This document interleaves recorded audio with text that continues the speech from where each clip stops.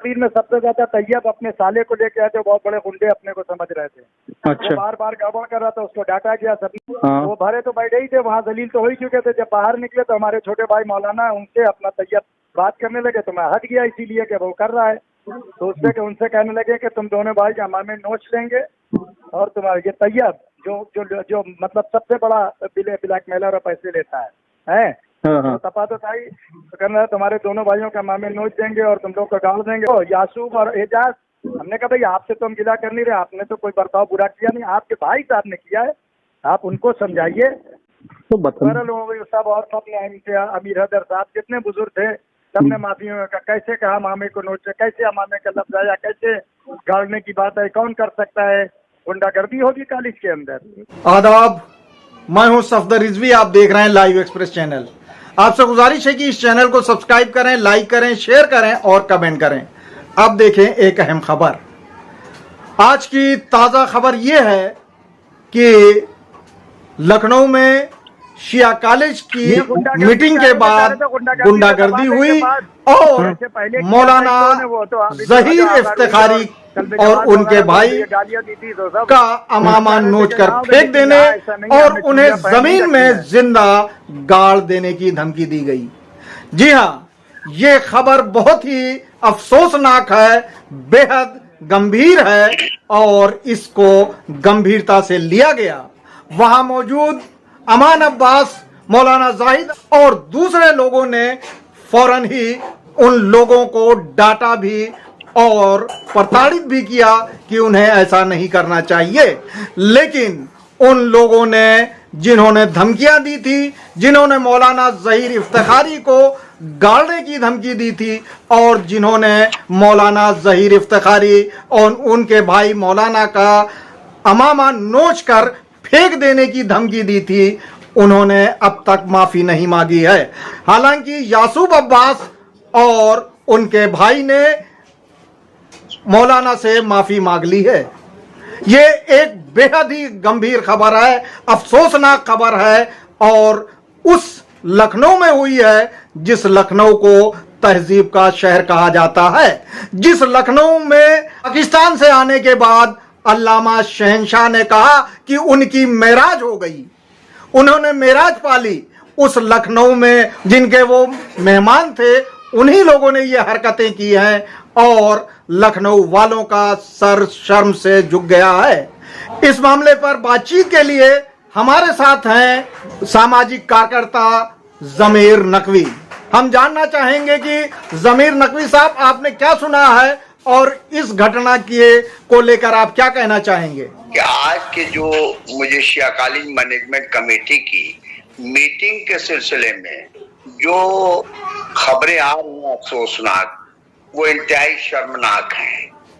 क्योंकि जिस खानवादे से ये जुड़ा हुआ वाकया है वो इल्म का खानवादा है और तहजीब का खानवादा है। जाहिर सी बात है, मौलाना मिर्जा मोहम्मद अतहर साहब ताबेसरा और मिर्जा मोहम्मद अशफाक साहब, जिनकी जबान के लोग मिसाल दिया करते थे, क्योंकि भाई इनकी एक पकड़ थी जबान पर, उर्दू पर। आज उन्हीं के घराने के लोग अमामा नोच लेने की बात कर रहे हैं। यानी जिन बातों के लिए यानी जबानी सारी चीजें होना चाहिए, जिन बातों के लिए भाई जो आप पर आरोप लग रहे हैं, जो आपके पर इल्जामात लग रहे हैं, उन इल्जामात की सफाई आप कागजात से दें, अब जो अमल है उससे दें, ना कि आप मारपीट पर उतर आए, आप गाली गलौज पर उतर आए या तहजीबी पर उतर आए। ये अफसोसनाक। जी जमीर साहब, मीटिंग तो शिया कॉलेज को लेके सालाना बैठक थी और शिया कॉलेज में भ्रष्टाचार को लेकर मौलाना जहीर इफ्तिखारी ने अपनी तकरीर में वो मुद्दे भी उठाए कि गलत तरीके से पैसे लेके जो है वहाँ अपॉइंटमेंट्स हो रहे हैं और शिया कॉलेज में जिस तरह की बदनज़मी हो रही है, जिस तरह से बेहुरमती हो रही है, ये सारे मुद्दे उठाए उन्होंने। हालांकि जब वो अपनी तकरीर कर रहे थे तो बताया जाता है कि तैयब के साले ने उनको बहुत रोका, बहुत बाधाएं पहुंचाई। हालांकि दूसरे मेंबर जो वहां मौजूद थे उनको अच्छा नहीं लग रहा था और वो लोग भी ऐसा न करने के लिए उनको हिदायतें कर रहे थे, लेकिन वहीं से बदमाशियां शुरू हो गई थी, लोगों का कहना है। और आखिरकार बताया जाता है कि इसी वजह से मौलाना हमीदुल हसन साहब जैसी शख्सियत मीटिंग में नहीं आए। और कुछ लोगों ने कहा भी, शायद जाहिद अहमद साहब ने कहा कि हमीदुल हसन साहब इसीलिए नहीं आए क्योंकि अब मीटिंग में बदतमीजियां होने लगी हैं, उनकी कोई इज्जत नहीं करता, उनकी कोई बात नहीं सुनता। तो लग रहा है कि शायद हमीदुल हसन साहब को इस बात का अंदाजा लग गया था पहले ही से कि इस तरह की हरकतें होंगी, छिछोरी हरकतें होंगी, अमामा नोचने की बात कही जाएगी या किसी निष्पक्ष मेंबर के साथ मारपीट हो सकती है या उसको धमकी दी जा सकती है। शायद इसी वजह से मौलाना हमीदुल हसन साहब मीटिंग में नहीं आए। उन्होंने अपना संदेश मैसेज के जरिए भिजवा दिया, टेलीफोन मैसेज के जरिए।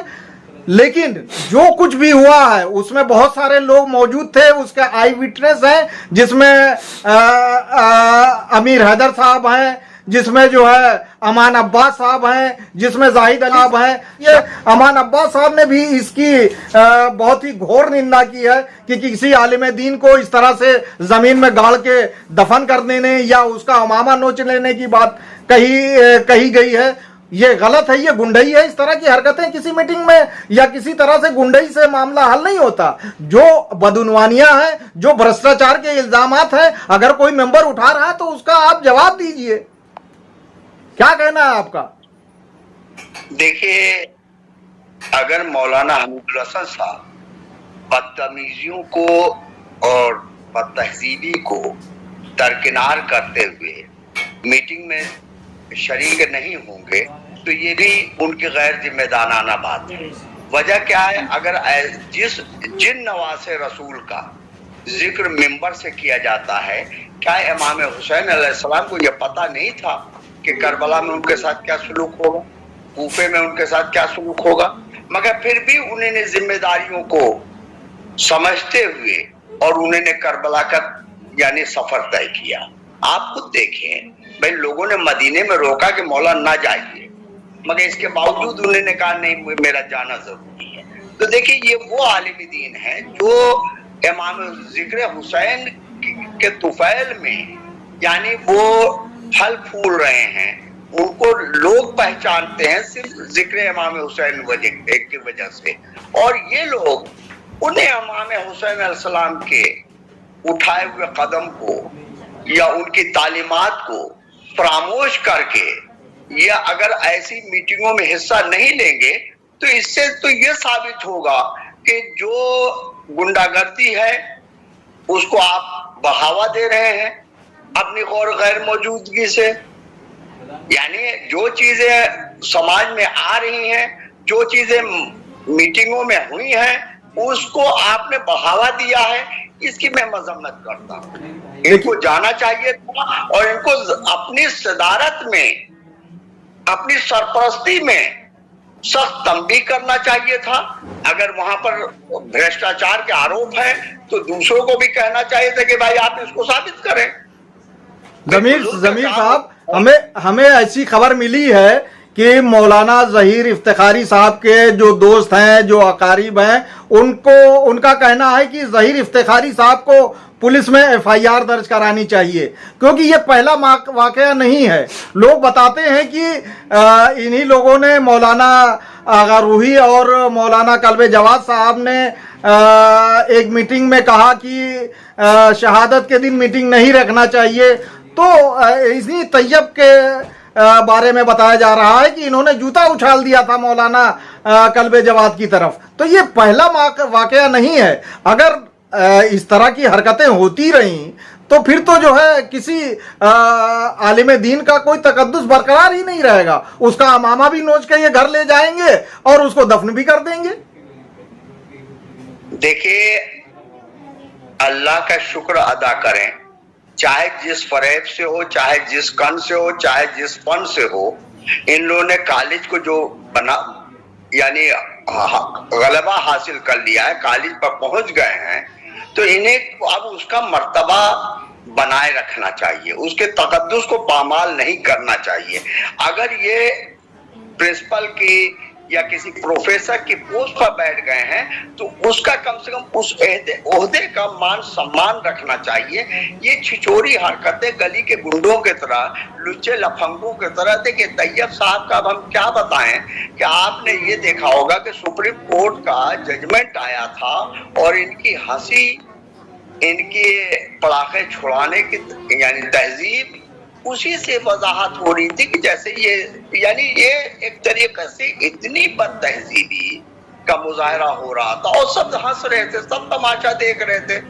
तो भाई गलत चीजों के हमने हमेशा मजम्मत की है, चाहे तहजीब हो, चाहे इल्म हो, चाहे भ्रष्टाचार हो, उसके खिलाफ हम हमेशा बोले हैं। और इन लोगों के इस बात की हम मजम्मत करते हैं कि कम से कम अब भी इनको अपनी इस्लाह करना चाहिए। जो प्रोफेसर या जो लेक्चरर के सीट पर आप बैठे हैं, कम से कम उसके तकद्दुस को बनाए रखें, कॉलेज के तकद्दुस को बनाए रखें। आपने तमाशा बना दिया पूरे हिंदुस्तान में कॉलेज का, शिया कॉलेज का पूरे हिंदुस्तान में इस वक्त तमाशा बन गया है। सब लोग मजम्मत कर रहे हैं, जाहिर सी बात उसमें लफ्ज़ शिया है, इसलिए हम इसमें बोलने पर मजबूर हुए हैं। किसी और के नाम का कॉलेज होता, कोई प्राइवेट इंस्टीट्यूशन होता, तो कभी नहीं बोलते, क्योंकि ये कौमियत का सवाल है, इसमें सबको हक है अपनी राय रखने का। जमीर साहब, जैसा कि पता चला कि मौके पे जब ये बातचीत हो रही थी और ज़हीर इफ्तिखारी से उल्टी सीधी बातें की जा रही थी और बदतमीजियां की जा रही थी, तो वहाँ जाहिद अहमद साहब भी किबला पहुँच गए और अमान अब्बास थे, अमीर हैदर साहब थे और बहुत सारे लोग थे। जब इन लोगों ने ये देखा कि ये तो बदतमीजी हो रही है तो ये सख्त हुए। जाहिद अहमद साहब ने सख्त जुमले कहे कि इस तरह की बातें बिल्कुल नहीं कहनी चाहिए कि अमामा नोच लूंगा। तब जो है यासूब हमारे ख्याल से बाकी लोगों से कहीं सभ्य हैं और उन्होंने आके बताया जाता है कि मौलाना ज़हीर इफ्तिखारी से माफ़ी मांगी, लेकिन कल्प्रिट जो हैं तैयब और उनके साले, उन्होंने अब तक मौलाना इफ्तिखारी साहब से माफ़ी नहीं मांगी है। इसीलिए मौलाना इफ्तिखारी साहब के साथियों का कहना है कि अब इनके खिलाफ FIR भी होनी चाहिए और कॉलेज मैनेजमेंट से ये भी मांग की जानी चाहिए कि इनको वहां के तमाम पदों से हटाया जाना चाहिए और जिस पद पे काम कर रहे हैं वहां से टर्मिनेट किया जाना चाहिए। आपका क्या कहना है? देखिए, गुस्ताखी तो बहुत बड़ी हुई है, चूंकि ज़हीर अहमद इफ्तिखारी साहब उस मैनेजिंग बोर्ड के मेंबर भी हैं। अगर ये देखा जाए कि किसी मेंबर से किसी लेक्चरर ने, देखिए तैयब की पोजीशन एक लेक्चरर की है जो नौकर है और नौकर जो होता है वो मेंबर के अंडर होता है।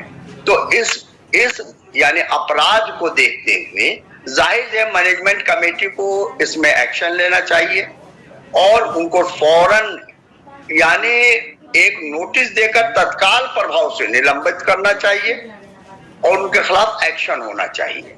और जाहिर सी बात है ये कानूनी जो CRPO और ICT बनी है इसीलिए के मजदूरों को प्रोटेक्शन देने के लिए बनी है।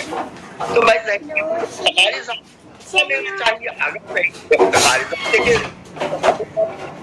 नहीं वो एक यानी यूं समझिए रहबरी कर रहे हैं, वो आलिम दीन है, वो कलम और बयान और अपने इल्म के से मुकाबला कर रहे हैं। अब उनके सामने गुंडाई की जाए कि अमामा नोच लेंगे, ये बहुत बड़ी बात है, बहुत बड़ी गुस्ताखी है। अमाना यानी आपने कहा नहीं है, नोच लिया है, समझ लीजिए। यानी कहना और नोचना दोनों में कोई फर्क नहीं है। अच्छा, तो आप जमीर साहब ये बताएं कि जिस तरह से सालाना बैठक हो रही है और सालाना बैठक में जिम्मेदार लोग नदारद रहते हैं, उसके बाद भी उन्हें पद पे बनाए हुए रखा गया है, क्या ऐसा नहीं लगता है कि उन्हें रबड़ स्टैम्प की तरह इस्तेमाल किया जा रहा है और उनके नाम पे गुंडागर्दी और बदमाशी हो रही है? जैसे जनरल सेक्रेटरी अख्तर हुसैन साहब हैं, रिजवी बिल्डर, वो पिछले 6 साल से नहीं आ रहे हैं, क्या उनको फौरन नहीं हटाया जाना चाहिए? और उनको ये चीजें देख के उनको तत्काल वहां से कोई निर्देश नहीं देना चाहिए। देखिए, रिजवी बिल्डर साहब अपनी बीबी के मसलक पर चले गए हैं। उन्हीं ने वहाबियत घराने में अब क्या कर लिया कि उन्होंने सारे जो अकायद थे उन्हीं के गर्मी यानी उनके बक्से में चले गए हैं। रिजवी बिल्डर के ससुर वो हैं जिन्होंने कमाजनी और जंजीर जनी पर बाकायदा हाई कोर्ट में जा करके उन्होंने मुकदमा किया था और उस पर यह तंबीह कर दी गई थी कोई छुरिया और जंजीरों का मातम न करे। ये रिजवी बिल्डर के ससुर के ही करामात हैं। तो अब जाहिर सी बात है वो अपने ससुर की मुखालिफत ना कर सके, तो यहाँ आकर के अब वो तो भाई एक तरीके से मसलक उनका चेंज हो गया, उनका धर्मांतरण हो गया है, यूं समझ लिया अकायद का उनका ट्रांसफर हो गया। देखिए आप तो गंभीर बात कह रहे हैं। अगर वो उनका मसलक चेंज हो गया तब तो वो जब शिया नहीं रहे तो अपने आप वो कमेटी से हटाए जाने, रिमूव किए जाने के लायक हो गए। उनके सिलसिले में डॉक्टर एजाज अब्बास नकवी साहब ज्यादा बताएंगे, क्योंकि रिजवी बिल्डर साहब ने पूरी तरीके से शिया कौमियत को, शिया कौम को, उसके अकायद को अपने ससुराल वालों के यानी मंसूबे के तहत बाकायदा नुकसान पहुंचाया है। भाई आप ये बताइए, जो हमारे अकायद हैं जंजीर जनी और कमा जनी, उस पर आपने उंगली उठा दी और कोर्ट से स्टे ला दिया उसके ऊपर। आप शिया कॉलेज के मुद्दे पे कंसंट्रेट करें। नहीं तो शिया कॉलेज का मुद्दा यही कि हम तो देख रहे हैं कि भाई जो इंसान ऐसा है जो शिया ही नहीं है, जिसके अकायद अब वैसे नहीं रहे, जाहिर सी बात है इनको खुद कमेटी को हटा देना चाहिए था। इसी बात पर भाई यासूफ साहब मजलिस से पढ़ते हैं खुद बंबई में, क्या उनको नहीं मालूम है कि अख्तर रिजवी साहब के ससुर ने ये हरकत की थी? तो क्या आपको लगता है कि रिजवी बिल्डर जानबूझ के शिया कॉलेज को डैमेज करने के लिए ऐसा कुछ कर रहे हैं? अरे यहाँ जो वाख्तर हसन रिजवी जो वहां का कॉलेज है बंबई का, उसको भी डैमेज कर दिया है। सारे शिया जो वहां मुलाजिमीन है सबको हटाया गया जा रहा है वहां से, सब दूसरे अकायद के लोग वहां भर्ती हो रहे हैं। आप पहले ये तो मालूम करें भाई, जो आदमी वहां पर आप देखिए, अब उनके ऊपर उनकी बीवी का राज चलता है। जमीर साहब, जो हालात बन रहे हैं ऐसा लग रहा है कि अब एक्सप्रेशन ऑफ स्पीच यानी जो बोलने की आजादी थी वो खत्म हो गई है। जब एक सदस्य को नहीं बोलने दिया जा रहा है तो हम लोगों की बात भी उन लोगों को नागवार लगेगी और वो हम लोगों के खिलाफ भी गुंडागर्दी कर सकते हैं। देखिए, कॉलेज के खिलाफ सबसे स्टार्टिंग में मैंने लड़ाई छेड़ी थी। पूरे तरीके से मैंने एक यानी सवालात पूछे थे। आज तक मेरी किसी भी आरटीआई का ये लोग सही तरीके से जवाब नहीं दे पाए, या जो इल्जामात ये लगा रहे हैं खुद भाई ये लोग उसमें मुलव्विस रहे हैं, ये लोग खुद मुलव्विस रहे हैं। मैं आपसे ये पूछना चाह रहा हूं कि जो रवैया आप देख रहे हैं, जिस तरह की गुंडागर्दी देख रहे हैं, जिस तरह की कार्रवाइयां देख रहे हैं, जिस तरह से मनमानी से कॉलेज को चलाने के रवैये को देख रहे हैं, क्या आपको लगता है कॉलेज उत्थान करेगा या जवाल पे जाएगा? देखिए, जहां पर उस तरीके के सुलूक आते हैं वहां से फिर वहां लाठी डंडा चलता है। और ये मोहब्बत तो जब अमामा नोचने की है तो इसका मतलब ये कि अगली लड़ाई यानी वहां तलवार चलेगी, लाठियां चलेगी, वहां गुंडई होगी। किसी शैक्षिक संस्थान की से जुड़ी हुई संस्था का ये काम नहीं है कि वहां गुंडे मवाली बीच में इंटरफेयर करने लगे या पढ़े लिखे लोग गुंडे मवालियों जैसी हरकत करने लगे। ये वो मकाम है कि जहां पर संजीदगी से हर चीज को हल किया जाना चाहिए था। भाई ये पढ़े लिखे इदारे का मसला है, ये तालीमी इदारे का मसला है, ना कि ये गुंडागर्दी के कोई माफिया का मसला है। अब ये अलग बात है कि माफिया नुमा दिमाग के लोग यानी इस शैक्षिक संस्थान पर कब्जा कर लें, वो अलग बात है।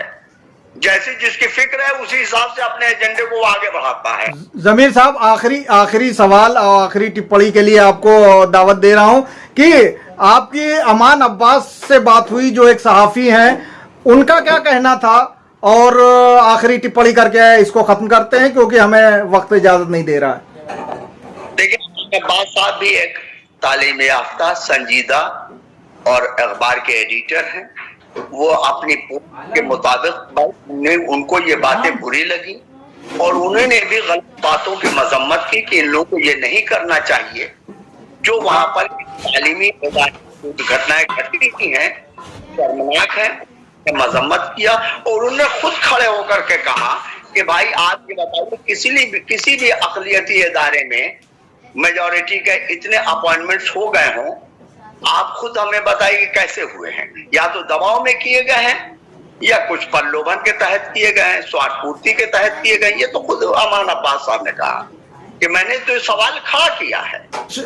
बहरहाल आज शिया कॉलेज की मीटिंग के बाद जो कुछ भी हुआ है और वहां मौलाना ज़हीर इफ्तिखारी के साथ जिस तरह से अमामा नोचने की बात कही गई और उन्हें जिंदा दफन करने या गाड़ देने की बात कही गई, उसकी जितनी मजम्मत की जाए कम है।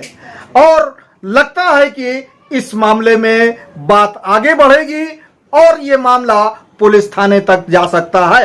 हालांकि मौलाना ज़हीर इफ्तिखारी इसमें बहुत ही संजीदगी से काम कर रहे हैं। उनका मानना है कि जो बातचीत से हल हो सके उसे पुलिस थाने में नहीं ले जाना चाहिए, लेकिन देखना है कि उनके साथी, उनके रिश्तेदार, उनके घर वाले इसको पुलिस में ले जाने से रोकते हैं या पुलिस के दरवाजे तक ले जाते हैं। हम यही खत्म करेंगे, जल्द ही आपके साथ दूसरे बुलेटिन में फिर मिलेंगे। खुदा हाफिज।